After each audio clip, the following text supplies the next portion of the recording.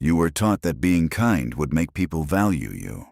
So you became the reliable one, the understanding one, the one who says yes, the one who adjusts, the one who doesn't complain. And slowly, something strange happened. The more available you became, the less respected you felt. People interrupted you. They assumed you'd handle it. They expected you to sacrifice your time. They got comfortable crossing your lines, and you told yourself, "It's fine, I'm just being a good person." But music. Deep down, it didn't feel fine. There's a quiet resentment that grows when you constantly override your own limits. Not loud, not dramatic. Music. Just a steady weight. You smile on the outside, but inside you feel unseen, taken for granted, replaceable. Here's the hard truth. Kindness without boundaries. Music does not create respect. It creates convenience. When you are always available, you are rarely valued. When you never say no, your yes loses power. When you apologize for existing, people stop noticing your presence. This isn't about becoming cold. It's about becoming clear. You don't need to be less kind. You need to stop betraying music yourself in the name of kindness. There is a difference between being generous and music being compliant, between being warm and being weak, between being helpful and being used. Most people never learn that music difference. They think respect is earned through overgiving, through proving, through pleasing, through avoiding conflict. They shrink their voice so others feel comfortable. They swallow opinions, music, so nobody feels challenged. They trade honesty for harmony. But harmony built on self-erasure is not peace. It is quiet self-abandonment. And people can, music, feel it. Respect is not about how much you give. It is about how solid you stand. Music. When your words are measured, when your tone is steady, when your limits are visible, when your no does not tremble, something shifts. People lean in differently. They speak to you differently. They think twice before crossing you. Not because music you became aggressive, but because you became grounded. In this audiobook, you are going to learn something most people never practice. How to remain kind while being unshakable. How to speak calmly without sounding uncertain. How to say no without guilt. How to set boundaries early instead of exploding later. How to stop explaining yourself to people who never asked you to. You will learn how to detach from the need to be liked, because being liked and being respected are not the same currency. One makes you socially comfortable. The other makes you powerful. There will be moments when you feel the urge to soften your words, to add an extra apology, to over-explain your decision, to say yes just to avoid tension. That urge is old conditioning. You are not here to eliminate kindness. You are here to upgrade it. Real strength is quiet. Real authority is calm. Real confidence does music, not beg for approval. Imagine walking into a room and not needing to impress anyone. Imagine saying, "That doesn't work for me," without your heart racing. Imagine holding eye contact after you music speak instead of looking down. Imagine helping people because you choose to, not because you're afraid not to. That is what changes everything. You can be warm without being walked over. You can be generous without being drained. You can care deeply without collapsing your standards. Music. The world does not respect unlimited access. It respects clear music limits. Over the next hour, you will reshape how you show up in conversations, music in relationships, at work, in your own mind. You will notice the small habits that quietly reduce your presence, and you will replace them with behaviors that signal stability. This is not about dominance. It is about self-respect. Because once you respect your own time, music, your own space, your own energy, others begin to adjust automatically. They don't respond to your kindness. They respond to your certainty. And certainty comes from knowing where you stand. So, if you have ever felt overlooked, if you have ever, music, said yes when you meant no, if you have ever felt exhausted from being the good one, this is where that pattern ends. You don't need to harden your heart. You need to strengthen your spine. Stay with me. By the end of this, You will not only understand why people have been underestimating you, you will know exactly how to change it. And if this message resonates with you, share this audiobook with someone who is kind, generous, and silently tired of being taken music for granted. Because kindness is powerful, but only music when it stands on boundary. Chapter 1. The Hidden Cost of Being Too Nice. There is a moment most people never talk about. It happens after you agree to something you didn't want to do. You smile. Music. You nod. You say, "Sure, no problem." Then you walk away feeling smaller, not angry, not explosive, just drained. That feeling is the hidden cost. Being too nice doesn't destroy you in dramatic ways. It erodes you quietly a little at a time. Every time you silence your preference, every time you minimize your discomfort, every time you tell yourself it's not a big deal, it becomes a big deal because every ignored boundary sends a message not to others first, but to you. It says, "My time is negotiable. My comfort is optional. My needs come last." And once you repeat that message enough, your nervous system starts believing music it. You begin to expect to be overlooked. You anticipate being interrupted. You assume your opinion carries less weight. You adjust before anyone even asks you to. That is the psychological tax of excessive music kindness. Let me tell you about Daniel. Daniel was competent, reliable, the kind of employee every company says they appreciate. He stayed late, covered shifts, took on extra projects without complaint. If someone, music, forgot something, Daniel handled it. At first he was praised. Then something changed. He stopped music being thanked and started being expected. Colleagues would drop tasks on his desk with a casual, "You're better at this anyway." His manager assumed he would always pick up the slack. Meetings moved forward without his input because Daniel's flexible. He wasn't flexible. He was afraid of being difficult. He told himself he was being a team player, but at home and he felt resentful as exhausted, invisible. The breaking point wasn't dramatic. It was small. Someone else got promoted. Someone less capable. Someone who said no more often. Someone who didn't stay late. That's when Daniel realized something music uncomfortable. He was respected for his reliability, but not valued for music, his boundaries. You see, respect does not grow from sacrifice alone. It grows from perceived strength. When people sense that you will always bend, they stop treating you like something solid. This doesn't mean people are evil. It means they adapt to what you allow. Human behavior follows reinforcement. If every request is met with compliance, the requests increase. If every inconvenience is absorbed without protest, music, the inconveniences multiply. You're teaching others how to treat you, and the lesson might not be what you intended. As there is another cost most people ignore. Internal fragmentation. When your outer behavior doesn't match your inner truth, you split. One part of you wants peace. Another part wants honesty. One part wants approval. Another part wants dignity. That internal tension creates anxiety. You replay conversations later. You think of what you should have said. You imagine stronger versions of yourself, but in the moment, you freeze into politeness. Why? Because being liked feels safer than being firm. From childhood, many people were rewarded for being agreeable. Quiet children were praised. Music-compliant children were labeled good. Disagreeing was called disrespectful. Expressing anger was seen as rude. So you learn to suppress friction. But friction is not violence. It is clarity. A boundary is not aggression. It is definition.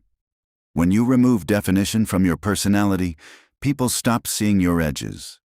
And when they can't see your edges, they walk through them. Being too nice also distorts perception. When you overgive, people subconsciously lower the perceived value of what you offer. Not because they don't care, but because scarcity, music, creates weight. Effort that appears effortless gets taken for granted. If you are always available, your availability becomes music invisible. If you always help, your help feels standard. If you never push back, Your silence becomes music background noise. This is not about becoming harsh. It is about recalibrating how your presence is felt. Strong individuals radiate something different. Music, is not loudness. It is not dominance. It is contained certainty. They do not rush to fill silence. They do not overjustify decisions, and they do not soften every statement with music apology. And because of that, their kindness feels intentional, not automatic. Intentional. Kindness is powerful. Automatic kindness, music, is predictable. Predictable behavior invites testing. Testing leads to erosion. Here is the deeper truth. When you constantly override your limits, you lose self-trust. You start doubting music, your own instincts. You feel discomfort but ignore it. You sense unfairness but rationalize it. Over time, you become disconnected from your own signals. And a person disconnected from their signals cannot stand firmly. Self-respect begins internally, not externally. Before others respect your boundaries, you must enforce them in private. That means noticing the moment discomfort appears. The tightness in your chest, the hesitation before you say yes, the pause before you volunteer again. Music. That pause is your wisdom speaking. Too often you silence it. The cost of being too nice is not that others take advantage. The cost is that you abandon yourself. And once self-abandonment becomes habitual, your confidence weakens. Confidence is built through alignment. When what you think, what you feel, and what you say match, your nervous system stabilizes. Your posture changes. Your voice steadies. But when you constantly edit yourself for comfort, your presence, music, shrinks. This chapter is not about blaming your kindness. Kindness is strength, but strength without structure collapses. You're allowed to be generous and selective, warm and firm, supportive and unavailable. The hidden cost ends the moment you stop treating your own limits as optional. Ask yourself, where have I been saying yes out of fear? Where have I been apologizing for simply existing? Where have I been absorbing tension to keep the peace? Awareness is the first reclaiming of ground. From here forward, your goal is simple. Notice the moment before compliance. That moment, music, is power. And power used calmly changes how the world responds to you. Chapter 2. Why people don't respect overgivers. There is a pattern that repeats itself. Music in workplaces, relationships, families, and friendships. The person who gives the most is rarely the one treated music with the most respect. At first that sounds unfair. Shouldn't generosity earn admiration? Shouldn't helpfulness create value? In theory, music, yes. In reality, no. Because respect is not built on how much you give. It is built on how clearly you define your limits. When you overgive, something subtle happens. Your effort becomes expected. Your availability, music, becomes standard. Your sacrifice becomes invisible. People adapt quickly. If you answer every call immediately, they stop appreciating the response time. If you always adjust your schedule, they stop asking music if it works for you. If you never push back, they stop checking your boundaries. It is not cruelty.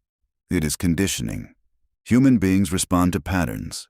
Music and overgiving creates a dangerous pattern. Unlimited access. Unlimited access lowers music perceived value. Think about anything in life that feels rare. It carries weight. It feels intentional. It demands respect. Now think about something always available and always there, always accessible. Music. It fades into the background. The same rule applies to your time, your energy, and your emotional labor. When your help feels automatic, it loses impact. There is another layer most people miss. Overgiving often carries invisible tension. You might say yes with a smile, but internally you feel pressure. You feel the cost.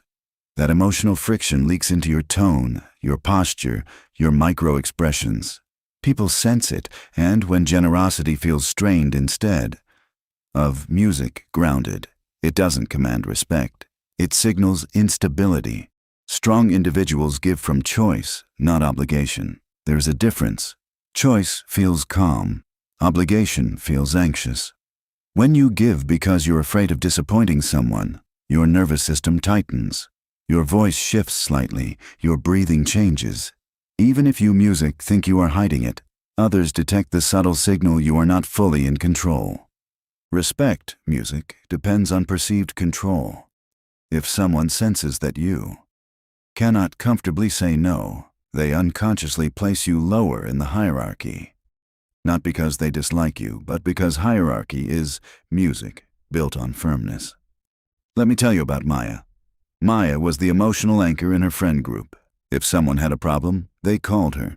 If someone needed advice, she listened for hours while she rearranged her schedule to support birthdays, events, last-minute music crises. She believed loyalty meant availability. Over time, something shifted. Her calls were no longer urgent. They were expected. Her time was no longer requested. It was assumed when she tried to say she was tired. Friends responded music with surprise. "You're always so strong," they said. Strong, but exhausted. The moment she declined an invitation for the first time, the reaction wasn't anger. It was confusion, as if she had broken an unspoken contract. That contract had been written by her own behavior. Overgiving rewrites your identity in the minds of others.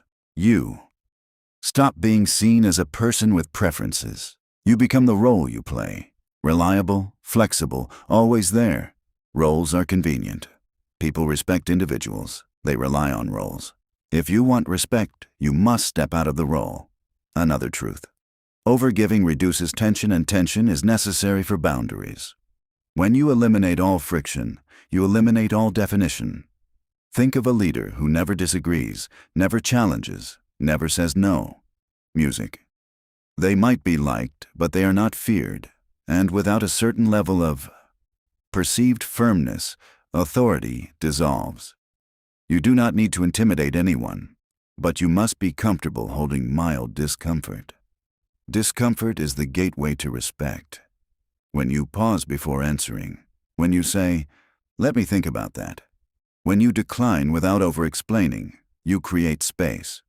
Space signals deliberation. Deliberation signals strength. Overgivers eliminate space. They respond instantly. They agree quickly. They fill silence nervously. And in doing so, they unintentionally communicate lower status. High-value individuals are not rushed by external pressure. They are anchored internally. Their time is not open-ended. Their energy is not limitless. Their availability is not assumed. And because of that, when they choose to give, it feels intentional. Intentional generosity feels powerful. Automatic generosity feels ordinary. Another reason overgivers lose respect is music predictability. If I know you will always say yes, I do not need to negotiate. If I know you will absorb the inconvenience, I do not need to consider music your comfort. Predictability without boundaries creates exploitation, not malicious exploitation, passive exploitation. It grows quietly. At first it is small favors, then larger ones, then expectations, then entitlement. The shift is gradual. One day you realize people are not asking anymore. They are informing.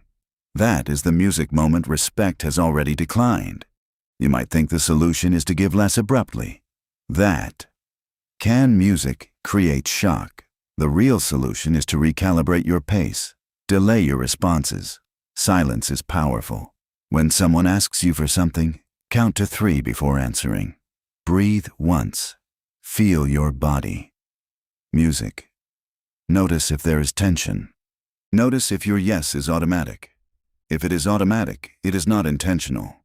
And if it is not intentional, it weakens you. Start small. Instead of saying, "Sure," say, "I'll check and get back to you." Instead of volunteering immediately, wait to see if someone else steps up. Instead of over-delivering, but deliver exactly what was agreed upon.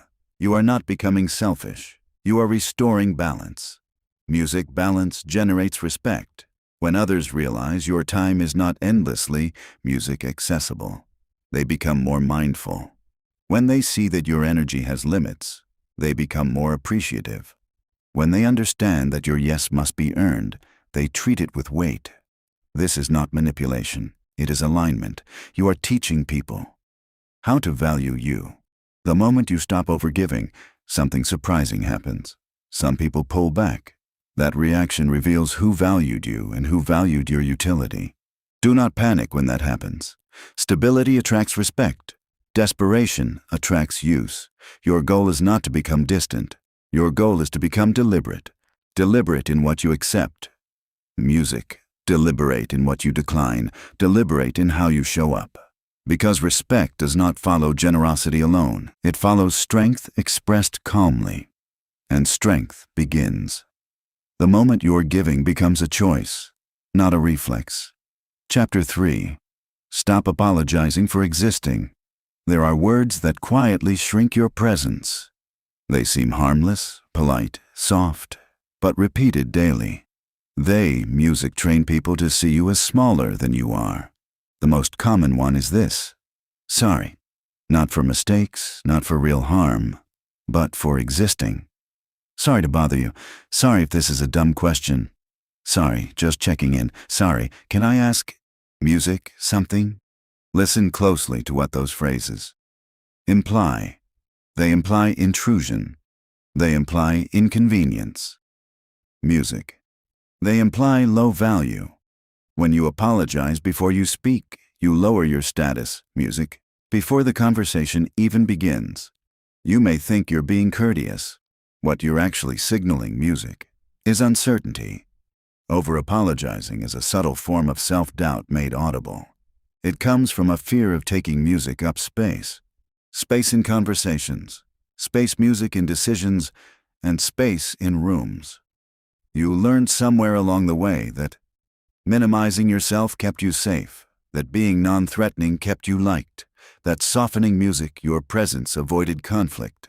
But minimizing yourself also, music, reduces your influence. There is a difference between humility and self-erasure. Humility is music, quiet strength. Self-erasure is chronic shrinking. One builds respect, the other, music, dissolves it. Let me show you how this plays out. Imagine two people entering a meeting. One says, "Sorry I'm late. Traffic was crazy." The other says, "Thank you for waiting." The first focuses on apology. The second reframes with music gratitude. Both acknowledge the situation. Only one preserves authority. Language shapes perception. Every time you apologize unnecessarily, you train others to view your presence as slightly disruptive, slightly inconvenient, though slightly music, less justified. And perception compounds. A manager who constantly says, "Sorry, but can we?" sounds unsure. A leader who says, "Let's do this," sounds certain. Certain